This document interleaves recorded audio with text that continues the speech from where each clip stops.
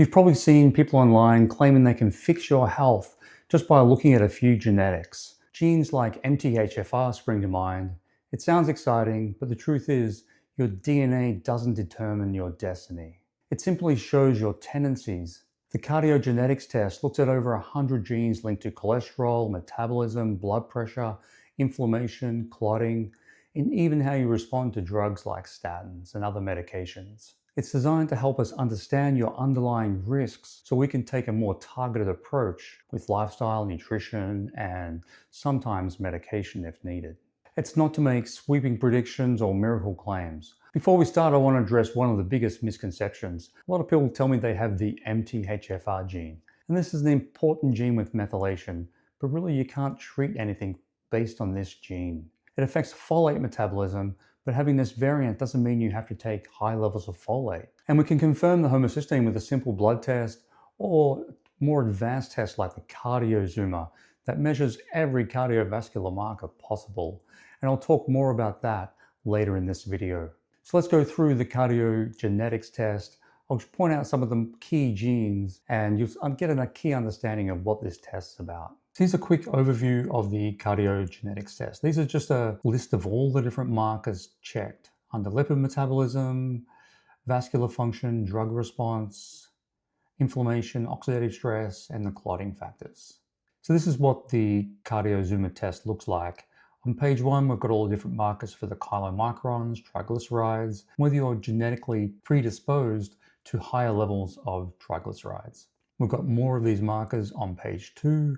And at the bottom of page 2, we've got some of the LDL ones that are more important, like ApoB. This gene controls the main protein that carries LDL cholesterol, and certain variants in this gene, and there's a couple, will mean that the smaller, denser particles can last longer and potentially cause more damage. The LDLR receptor can reduce how well the liver clears cholesterol, which can explain why someone may have high levels of cholesterol in their blood test, even eating a clean diet.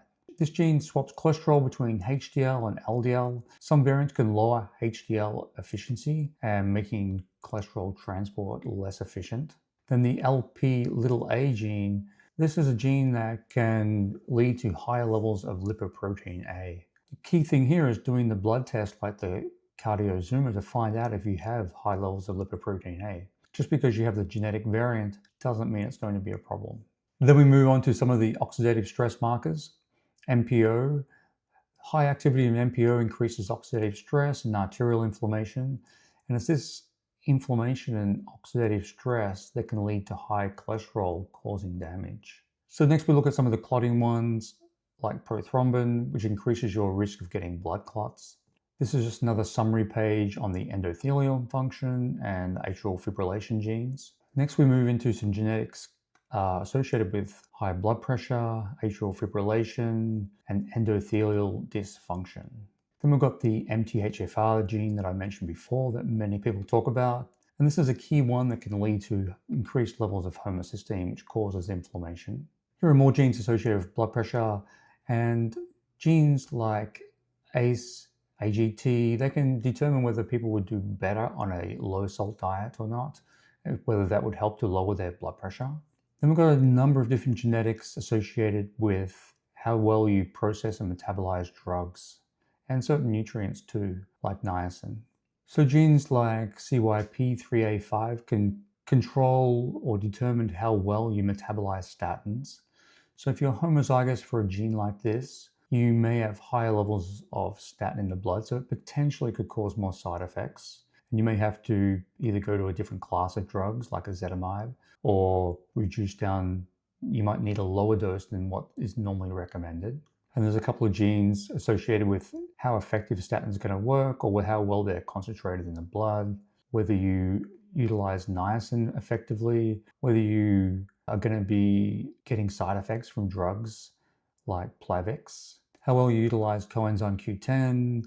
If you're a slow metabolizer of caffeine, that can also increase cardiovascular risk. How well you metabolize aspirin and whether it's going to be effective for you or not. This can help you determine, which drugs you should and shouldn't take. But ideally, you want to get to a prevention place where you don't need drugs. And then finally, they give suggestions. But as I said at the start, I would never make suggestions based on genetics. I would combine the cardiogenetics test with the cardiozoomer test to get a complete understanding of your cardiovascular health. So that's the cardiogenetics test.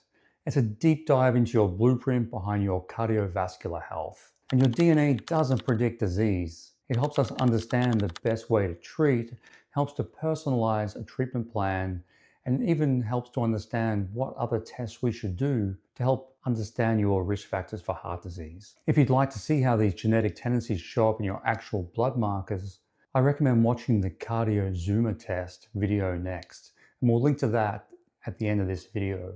That test runs through all the cardiovascular markers that are essential to test. I'll leave links in the description below to all the tests that we talked about, and if you've found genetic testing helpful for you, leave a comment below. Or if this is something you're interested in doing, what part of genetic testing would you be most interested in finding out? Leave a comment below and check out the description for all the links to the tests.